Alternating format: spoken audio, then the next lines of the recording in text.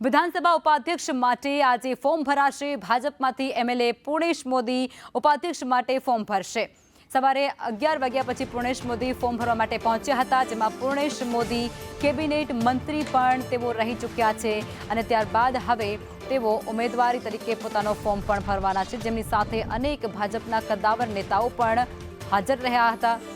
વિધાનસભા ઉપાધ્યક્ષ પદ માટે ચૂંટણી થવાની છે, જંગ જામવાનો છે ભારતીય જનતા પાર્ટી અને કોંગ્રેસ બંને વચ્ચે, અને તે બધા વચ્ચે હવે ભાજપમાંથી પૂર્ણેશ મોદીને ઉમેદવાર તરીકે ઉતારવામાં આવ્યા છે। કોંગ્રેસ દ્વારા પણ પોતાના ઉમેદવારનું નામ જાહેર કરી દેવામાં આવી ચૂક્યું છે અને આ બધા વચ્ચે ઉમેદવારી જે પત્ર છે તે ભરવા માટે, ફોર્મ ભરવા માટે પણ તેઓ પહોંચી રહ્યા છે। ભાજપ કોંગ્રેસ બંનેએ પોતાના ઉમેદવારોના નામ સત્તાવાર રીતે જાહેર કરી દીધા છે, જેમાં ભાજપે પૂર્ણેશ મોદી પર પસંદગી ઉતારી છે તો કોંગ્રેસે પોતાના ઉમેદવાર તરીકે શૈલેષ પરમારને મેદાને ઉતાર્યા છે। ભાજપ અને કોંગ્રેસના ઉમેદવારો બંને ફોર્મ ભરશે। બંનેના જે સહયોગીઓ છે તે પણ તેમની સાથે હાજર જોવા મળે છે। ગુજરાત વિધાનસભાનું ગૌરવવંતું એવું ઉપાધ્યક્ષના પદ માટેનું અમારા એક સિનિયર કર્મઠ અનેક સંગઠનાત્મક અને ગવર્મેન્ટની વ્યવસ્થાઓમાં મંત્રી તરીકે, અલગ અલગ કમિટીઓમાં, વિધાનસભામાં ધારાસભ્ય તરીકે જેમણે સરાહની કામગીરી સફળતાપૂર્વક કરી છે એવા અમારા આગેવાન પૂર્વ મંત્રી, સુરતના માનની ધારાસભ્ય શ્રી, એડવોકેટ અને અનેક એમની પાસે વિઝન સાથે રાજ્યની વિકાસની દિશા હોય, વહીવટી બાબતો હોય, સંવિધાનિક બાબતો હોય, એમના માટે નિપુણ છે એવા આદરણીય પૂર્ણેશભાઈ મોદીનું આજે ઉપાધ્યક્ષ તરીકે વિધાનસભામાં ફોર્મ એ ભર્યું છે। જેમને ટેકો અમારા રાજેન્દ્રભાઈ ધારાસભ્ય શ્રી કડીએ આપ્યો છે। પાર્ટીની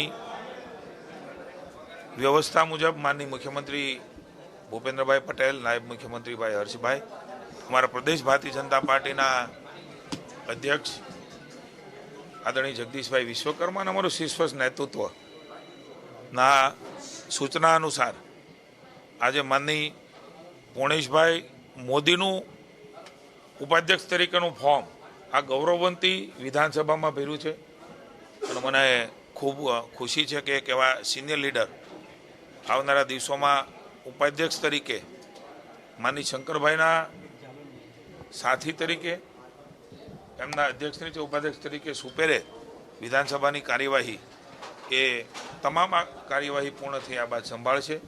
આજે અમે એનું ફોર્મ ભર્યું છે અને અમને આનંદ છે પાર્ટીને અને સરકારને એક એવા સિનિયર લીડર, એક વિઝનરી આગેવાન એ વિધાનસભાના ઉપાધ્યક્ષ થવા જઈ રહ્યા છે।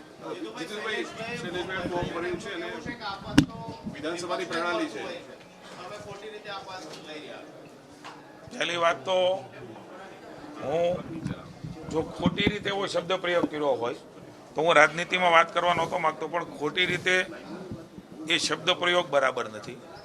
રાજ્યની જનતાએ જેમને વિપક્ષનું પણ પદ ન મળે એટલી સંખ્યામાં ચૂંટ્યા છે।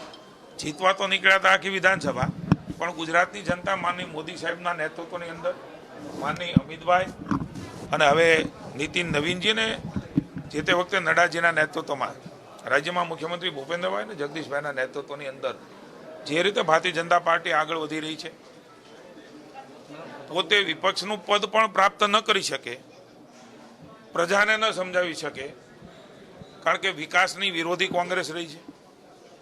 હંમેશા ભારતીય જનતા પાર્ટી પ્રજા હિતના કામો કરી રહી છે। એવા સંજોગોમાં ખોટી રીતે કહેવું, બંધારણીય જે વ્યવસ્થાઓ છે, બંધારણીય વ્યવસ્થાઓમાં ભૂતકાળમાં પણ આપણે જોયું છે કે આ પદ સુધી ન પહોંચીને પ્રજાને પણ વિશ્વાસ નહીં જીતી શકનાર કોંગ્રેસ એ હંમેશા ખોટી વાત। આપ જાણો છો કે જે પ્રકારે સંખ્યા છે એ સંખ્યામાં કોઈ સંજોગોમાં એ કોઈ રીતે અમારા પૂર્ણેશભાઈએ ફોર્મ ભર્યું છે એમાં પહોંચી શકે એમ નથી। પણ રાજનીતિમાં, રાજ્યમાં આ પ્રકારે હંમેશા દિશાવિહીન કામ કરતી કોંગ્રેસને કહેવા માંગુ છું કે ખોટી રીતે આ વ્યવસ્થાઓ નથી. એ વ્યવસ્થાઓ બંધારણીય વ્યવસ્થાઓ છે, સંસદીય વ્યવસ્થાઓ છે, અને અનુરૂપ ભારતીય જનતા પાર્ટી એ કામ કરી રહી છે. તમે વર્ષોથી સત્તાની બહાર છો. તમે સકારાત્મક હકારાત્મક રાજનીતિ ક્યારેય ન તો ગ્રહમાં કરી છે, ન તો પ્રજાની વચ્ચે કરી છે, ન તો સમાજ જીવનમાં કરી છે. હંમેશા સકારાત્મક રહીએ તો હંમેશા પ્રજા સ્વીકારતી હોય છે, અને પ્રજા એમને 27માં પણ સ્વીકારવાની નથી. પુણેશભાઈને હું ફોર્મ ભરવા માટે પાર્ટી વતી ને સરકાર વતી શુભકામના આપું છું.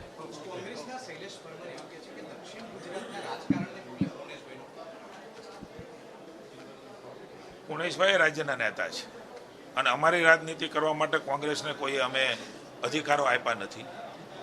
જેમાં સક્ષમતા છે, અનેક લોકો છે, એમાંથી પસંદગી કરવાની હોય ત્યારે અમારા શીર્ષસ્થ નેતૃત્વ, અમારું રાષ્ટ્રીય નેતૃત્વ પણ ગૌરવભેર એમનું માર્ગદર્શન લઈને, અમારા રાષ્ટ્રીય અધ્યક્ષ હોય, માનની પ્રધાનમંત્રી હોય, માનની અમિતભાઈ શાહ હોય, અને અમારું રાજ્યનું નેતૃત્વ, આ બધા પરામર્શ કરીને ગુજરાત રાજ્યમાં એક એવું ઉપાધ્યક્ષ પદ, એમને એક ગરિમા છે, અને એ સંપૂર્ણપણે ગરિમા વિધાનસભાની જાળવીને એ ચલાવી શકે એ પ્રકારનું ભારતીય જનતા પાર્ટીએ પ્રાંતવાદ, જાતિવાદ, વિસ્તારવાદ એ કોંગ્રેસને ટેવ છે, અને એટલા માટે જ કોંગ્રેસ કદાચ ગુજરાતની અંદર ક્યાંય ફાવતી નથી, દેશમાં પણ ફાવતી નથી. અમે એ બધા જ વાદોથી બહાર નીકળીને રાષ્ટ્રવાદમાં માનીએ છીએ. Thank you. તો જીતુ વાઘાણીનું નિવેદન પણ આ મુદ્દે સામે આવ્યું છે, જેમાં ભાજપ અને કોંગ્રેસ દ્વારા બંને દ્વારા જે પોતાના ઉમેદવારોના નામ જાહેર કરવામાં આવ્યા છે, ફોર્મ ભરવાની પ્રક્રિયા હાથ ધરવામાં આવી છે, અને તેમાં હવે જીતુ વાઘાણી દ્વારા નિવેદન આપવામાં આવ્યું છે, અને તેમાં પણ તેઓ કોંગ્રેસ પર આકરા પ્રહાર કરતા જોવા મળ્યા છે. કોંગ્રેસે પ્રજાનો વિશ્વાસ નથી જીતી શકી, જે આખી ચૂંટણી જીતવા માટે નીકળી હોય છે તે થોડા અંશે પણ નથી જીતી શકતી તેવો દાવો કર્યો.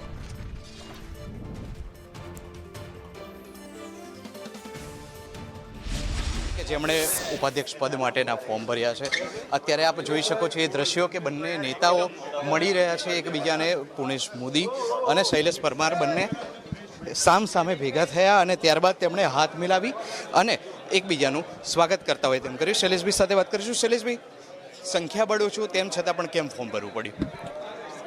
સવાલ સંખ્યાનો નથી. વિધાનસભા ગૃહની એક ઉચ્ચ પ્રણાલી રહેલી છે, અને લોકસભા હોય કે રાજ્યની તમામ વિધાનસભા હોય, કોઈ પણ વિપક્ષના સભ્યને એ ઉપાધ્યક્ષનું પદ આપતા હોય છે. ભારતીય જનતા પાર્ટીની સરકાર બન્યા પછી એ પ્રણાલી અને સંવિધાનથી દૂર જઈ રહી છે. એટલે કોંગ્રેસ પાર્ટીના એક સિનિયર ધારાસભ્ય તરીકે, વિપક્ષના એક સભ્ય તરીકે અમારો હક અને અધિકાર છે, અને પ્રણાલી છે, એ પ્રણાલી મુજબ અમે ઉપાધ્યક્ષનું ફોર્મ ભરેલું છે. તમે ફોર્મ ભર્યું, સ્વીકાર્ય, માઇનોરિટીને તમે લીડ કરો છો. સામે છેડે પુણેશભાઈ મોદી છે, ઓબીસી સમાજમાંથી આવે છે. પુણેશભાઈ વિશે શું કહેશો? એટલા માટે ભાજપના એ ઉપાધ્યક્ષ પદના ઉમેદવાર છે. જો એમની જીત નથી થતી તો શું થશે? સવાલ હારજીતનો નથી કે સવાલ કોઈ જાતિવાદનો નથી. વિધાનસભાની પ્રણાલી મુજબ સ્પીકરનો અધ્યક્ષની ચૂંટણી થતી હોય ત્યારે કોંગ્રેસ પાર્ટી કે વિપક્ષના કોઈ પણ આગેવાનો હોય ફોર્મ ભરતા નથી કે ભાઈ અધ્યક્ષનું પદ છે એ ગરિમાવાળું પદ છે, ને એમાં આપણે સર્વાનુમતે ચૂંટણી થવી જોઈએ. ચૂંટણી ના થવી, સર્વાનુમતે એને નિમણૂક થવી જોઈએ, અને અમે પણ ફોર્મ ભરતા નથી, ને સર્વાનુમતે જે પણ અધ્યક્ષનું નામ આવે છે એને અમે એક્સેપ્ટ કરીએ છીએ.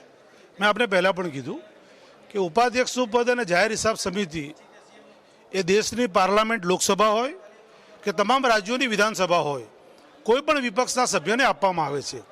ભારતીય જનતા પાર્ટીની સરકાર બન્યા પછી એ પ્રણાલી ભારતીય જનતા પાર્ટીની સરકારે તોડી છે. જે અમે શાસક પક્ષ તરીકે અમે બંધારણને માનનારા લોકો છીએ, વિપક્ષમાં અમે છીએ, સંવિધાનને માનનારા લોકો છીએ. વિધાનસભા નિયમોથી ચાલે છે, તો નિયમોના અનુસાર, પ્રણાલી અનુસાર ઉપાધ્યક્ષનું પદ અને જાહેર હિસાબ સમિતિએ કોંગ્રેસના સભ્યને મળવું જોઈએ, વિપક્ષને મળવું જોઈએ, અમારી માંગણી છે. છેલ્લેથી બીજો સવાલ શૈલેષભાઈ, પુણેશભાઈ મોદી ઓબીસી સમાજનું પ્રતિનિધિત્વ કરે છે, એમને આ રીતે ઉપાધ્યક્ષ પદ માટે દાવેદારી કરાવવા પાછળ શું લોજિક, શું રાજકીય સમીકરણ હોઈ શકે છે ભારતીય જનતા પાર્ટીનું? એકચ્યુઅલી હું મારી દ્રષ્ટિએ જોવા જાઉં તો કોઈ જાતીય રાજકીય ગણિતથી આ ફોર્મ ભરવામાં નથી આવ્યું. દક્ષિણ ગુજરાતના રાજકારણ, ભારતીય જનતા પાર્ટીનું જે દક્ષિણ ગુજરાતનું જે રાજકારણ છે એમાં જે ગતિવિધિ છે કે એમાં જે પણ છે એ અનુસંધાનમાં પુણેશભાઈનું ફોર્મ ભરવામાં આવ્યું છે. કોઈ પૂર્ણેશભાઈ ઓબીસી કોમ્યુનિટીમાંથી આવે છે એટલે એમનું ફોર્મ ભરાયું છે એ વાત સાથે હું સંબંધ નથી. દક્ષિણ ગુજરાતનું ભારતીય જનતા પાર્ટીનું જે પોલિટિક્સ છે એ પોલિટિક્સમાં કોઈને દબાવવા માટે, કોઈને નીચું જોવા માટે પૂર્ણેશભાઈ મોદીનું ફોર્મ ભરવા માટે આવ્યું છે. શૈલેષભાઈ પરમારની પસંદગી કોંગ્રેસે કેમ કરી? રાજકીય સમીકરણ શું? કોંગ્રેસ પાર્ટીએ મને સવારે ફોન કરીને આદેશ કર્યો હાઈકમાન્ડે કે આપે ફોર્મ ભરવાનું છે. સ્વાભાવિક છે કે 5 ટર્મ તરીકે હું વિધાનસભાનો ધારાસભ્ય છું, પાર્ટીનો ઉપનેતા છું, સંસદીય પ્રણાલીથી હું જાણકાર છું અને આ વિધાનસભાના શ્રેષ્ઠ ધારાસભ્ય તરીકેનો મને એવોર્ડ મળેલો પણ છે. એટલે પાર્ટીએ એ અનુસંધાનમાં મારી પસંદગી કરેલી છે. આભાર શૈલેષભાઈ વાત કરવા બદલ. તો રાજકીય સમીકરણમાં તો ચોક્કસ અસર થશે, ભલે શૈલેષ પરમાર કહે ના કે, પરંતુ રાજકીય ગતિવિધિ ચોક્કસથી તેજ થઈ ગઈ છે. ચાહે દક્ષિણ ગુજરાતની વાત હોય કે પછી અમદાવાદ અને તેની આસપાસના વિસ્તારની વાત હોય. કેમેરા પર્સન મનીષ વાણિયા સાથે હું નિર્મલ દવે, સંદેશ ન્યૂઝ, ગાંધીનગર.